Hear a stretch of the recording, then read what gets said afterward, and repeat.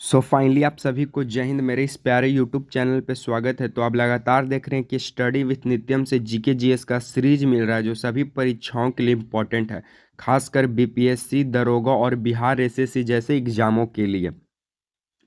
तो आप लगातार देख रहे हैं कि मेरे इस चैनल से जो जीके जीएस का सीरीज मिल रहा है ये सभी परीक्षाओं के मद्दे नज़र से बनाया गया और ये सभी जितने भी क्वेश्चन लाए गए हैं सभी कहीं ना कहीं प्रीवियस ईयर बिहार दरोगा के पूछा हुआ सवाल है। रख हौसला वो मंजर भी आएगा, प्यासी के पास चलकर समंदर भी आएगा, थक के ना बैठे मंजिल के मुसाफिर, मंजिल भी मिलेगी और मंजिल मिलने का मज़ा भी आएगा। तो चलिए देर न करते हुए सबसे पहला सवाल से शुरुआत करते हैं। सबसे पहला सवाल कहता है कि भारत के किस राज्य में सर्वाधिक अभयारण्य है? Option A Madhya Pradesh, option B Maharashtra, option C Rajasthan, option D Uttar Pradesh. देखिए सर्वाधिक अभयारण्य जो है वो है महाराष्ट्र में। सर्वाधिक अभयारण्य कहाँ है? महाराष्ट्र में। लेकिन पूछेगा कि कौन सा यूनियन टेरिटोरीज में है, यानी तो उसका आंसर हो जाएगा अंडमान निकोबार। कौन हो जाएगा आंसर? अंडमान निकोबार। अंडमान निकोबार में भी सर्वाधिक अभयारण्य है, लेकिन अंडमान निकोबार क्या है? तो अंडमान निकोबार यूनियन टेरिटोरीज में आ जाता है। और लेकिन राज्य पूछेगा तब महाराष्ट्र। मध्य प्रदेश जो है सर्वाधिक वन है, किस राज्य में? मध्य प्रदेश में। मध्य प्रदेश में सर्वाधिक वन है। चलिए सेकंड नंबर क्वेश्चन की ओर आगे बढ़ते हैं। सेकंड नंबर क्वेश्चन का आता है कि भारत के सबसे छोटा राष्ट्रीय उद्यान। ऑप्शन है गिर राष्ट्रीय उद्यान, option B Jim Corbett, option C north button, option D south button. तो भारत के सबसे छोटा राष्ट्रीय उद्यान है साउथ बटन और ये कहाँ है? तो अंडमान निकोबार में। कहाँ है? अंडमान निकोबार। कहाँ है? अंडमान निकोबार।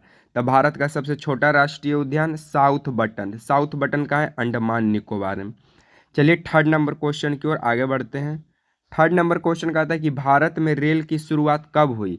ऑप्शन है 1855, option B 1863, option C 1853, option D 1925। तब भारत में रेल की शुरुआत 1853 में हुआ था, लॉर्ड डलहौजी के समय। किसके समय?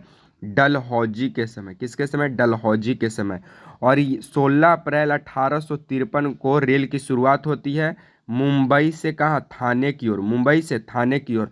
और ट्रेन का नाम क्या रहता है? तब ब्लैक ब्यूटी। ट्रेन का नाम ब्लैक ब्यूटी।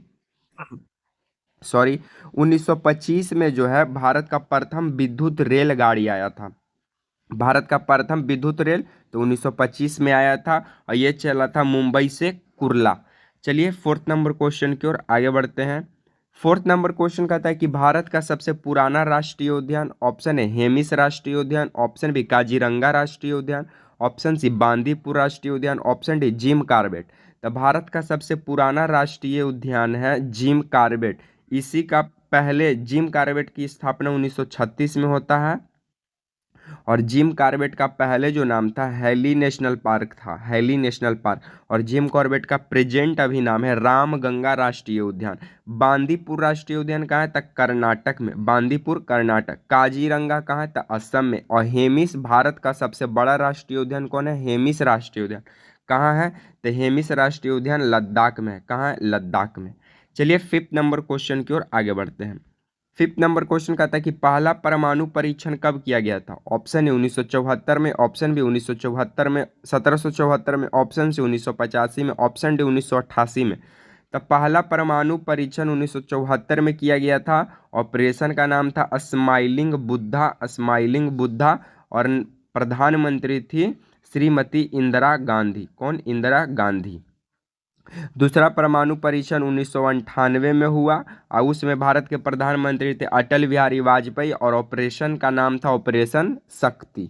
चलिए सिक्स नंबर क्वेश्चन की ओर आगे बढ़ते हैं। सिक्स नंबर क्वेश्चन कहता है कि प्रार्थना समाज के संस्थापक कौन थे? ऑप्शन है Raja Ram Mohan Roy, option B Dayanand Saraswati, option C Atmaram Panduram, option D Jyotiba Phule. तब प्रार्थना समाज की स्थापना 1867 में होता है और इसके संस्थापक थे आत्माराम पांडुराम। दयानंद सरस्वती की एक फेमस है बैक टू वेदाज कथन। बैक टू वेदाज यानी वेदों की ओर लौटो। और सत्यार्थ प्रकाश इन्हीं की रचना है। सत्यार्थ प्रकाश दयानंद सरस्वती की ही रचना है। राजा राम मोहन रॉय के मीरातुल अखबार है। ज्योतिबा फूले का कौन है? गुलाम गिरी। गुलाम गिरी। और सत्यशोधक समाज की स्थापना भी कौन किए थे? ज्योतिबा फूले। राजा राम मोहन रॉय को राजा का उपाधि कौन दिया था? अकबर द्वितीय। चलिए सेवन नंबर क्वेश्चन की ओर आगे बढ़ते हैं।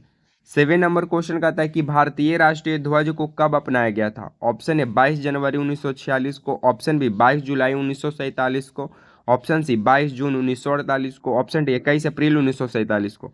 तब भारतीय राष्ट्रीय ध्वज को 22 जुलाई 1947 को अपनाया गया था। और भारतीय राष्ट्रीय ध्वज को डिजाइन किसने तैयार किया था? तब पिंगली वेंकैया नाम था जिनका, वही राष्ट्रीय ध्वज को बनाए थे यानी डिजाइन किए थे। चलिए 8 नंबर क्वेश्चन की ओर आगे बढ़ते हैं। 8 नंबर क्वेश्चन कहता है कि भारत में अंग्रेजी शिक्षा की शुरुआत किसने किया। Option A Lord Mountbatten, option B Lord Macaulay, option C Lord Dalhousie, option D Lord Bentinck. तो भारत में अंग्रेजी शिक्षा की शुरुआत किया था लॉर्ड मैकाले। और भारत का प्रथम गवर्नर जनरल जो थे वो थे Lord William Bentinck. Lord William Bentinck Bharat का प्रथम गवर्नर जनरल थे। उसके बाद पूछेगा कि भारत का स्वतंत्र भारत का प्रथम गवर्नर कौन थे? तो Lord Mountbatten. Lord Dalhousie 16 अप्रैल 1853 को रेलगाड़ी की शुरुआत करता है मुंबई टू, कहाँ, मुंबई टू थाने। कितना किलोमीटर? 33 किलोमीटर शायद।